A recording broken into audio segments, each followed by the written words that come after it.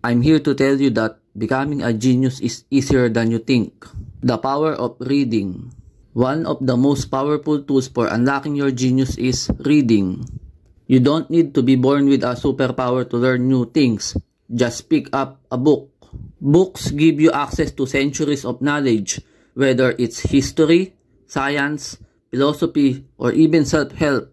Each page you turn unlocks new ideas that you can apply to your life. And you don't need to read for hours. Even 15 to 20 minutes a day can add up, leading to massive growth over time. Reading alone will not make you a genius. You need to apply what you learn. This is where hands-on learning comes into play. It's one thing to read about a concept, but it's another to actually try it for yourself. Whether you are trying to build something, solve a problem, or learn a new skill, practice is what makes knowledge stick. For example, if you are learning to code, don't just read tutorials, write code. If you want to master a musical instrument, don't just listen to lessons, play it yourself. The act of creating, experimenting, and failing makes you smarter, and eventually, you will become a master at whatever you focus on.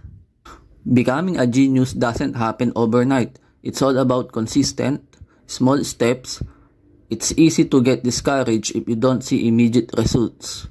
But the truth is, intelligence grows over time, just like building muscle. It takes repetition. So, don't focus on instant results. Instead, focus on small, continuous improvement. One of the most important traits of a genius is curiosity. Genius is not just about having all the answers.